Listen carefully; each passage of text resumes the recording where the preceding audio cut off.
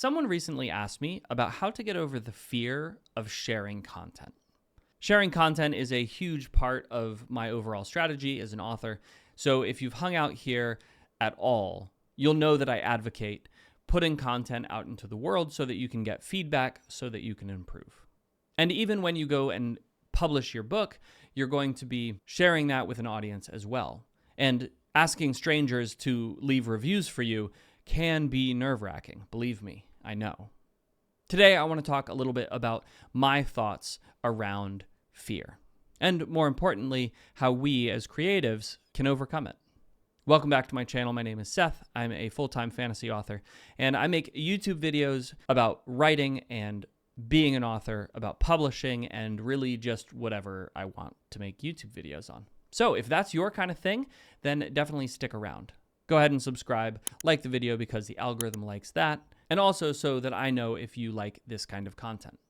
Fear is one of the best and worst emotions that you can have. Mostly we just talk about the negative side of fear, how it paralyzes us, how it keeps us from doing things. But it can also be a great ally. Because just as you can fear something like sharing your content and getting a negative opinion back, you can also fear mediocrity. And fear can suddenly become this great propelling force that pushes you to the next level. And so that's what I want to talk about today. I want to talk about how we ditch bad fear and how we embrace good fear, how we turn fear into jet fuel. Let's start with a simple principle. If you can understand why something makes you afraid, you can completely remove the power of fear. In this particular case, we're talking about the fear of sharing our content with strangers, which is what you have to do if you want to be an author. I don't know about you, but I don't personally know enough people to support my family from selling them my books. I have to sell my books to strangers, and every time I do, I open myself up to criticism. After all, somebody might read my book and not like it. And then they might get on Amazon and they might leave me a nasty review. There are a lot of practical things that you can do to combat that feeling, and I've talked about them in previous videos. My absolute favorite is to just go and read them. The more negative reviews you read, the more detached you'll become. And detachment, as I always like to say, is a superpower. It's really important to understand, specifically with this issue, that what we fear isn't actually real. See, when somebody comes and leaves a negative review on my book, they're talking about my book. They're not talking about me. Because our identities are so closely tied to the things that we create, we end up fearing somebody saying something negative about our book because we think it reflects on us. But it doesn't. Sure, maybe it means that you wrote a bad book, but so what? Everybody writes bad books. Literally everybody. There's nobody who has ever written a perfect book. I actually mean that. 0 people have written a perfect book.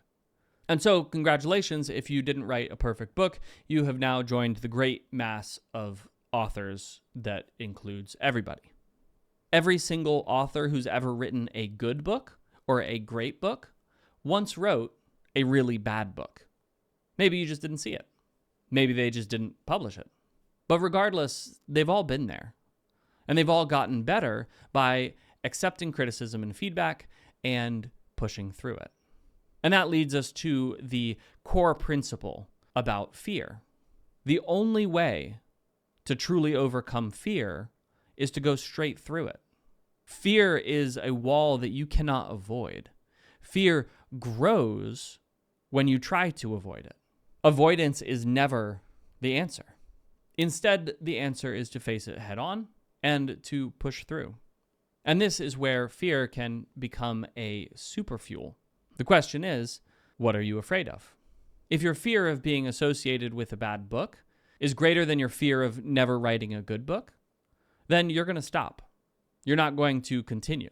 But on the other hand, if your fear of never writing a good book is greater than your fear that some people might not like your book, then it doesn't matter what people are going to say. It's just not going to stop you. You're going to continue going. I like to think of it this way. Who's going to run faster?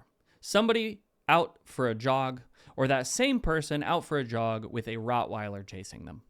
I can guarantee you the speed of the individual, even though it's the same individual, will be different. And the thing is that once the Rottweiler starts chasing, they're going to find a new gear that they didn't even know that they had. Fear is exactly like that. If there's something you fear, the best way to deal with it is to turn it into a driving force. And we do that by simply adjusting the lens with which we're looking at it. Because believe it or not, fear that somebody is going to not like your book and fear that you're never going to be able to write a good book are actually the same thing. It just depends on which side of it we stand. And so if you can turn your worry about what people will say into fear that you'll always remain at that level, you will be astounded at how quickly you begin to improve. But I'm curious to know your thoughts. Do you agree? Do you disagree? I know that sometimes my opinions on these things can be a little bit controversial, but let me know in the comments. Where do you stand on this issue? Do you think that you can turn your fear into jet fuel? Because I do.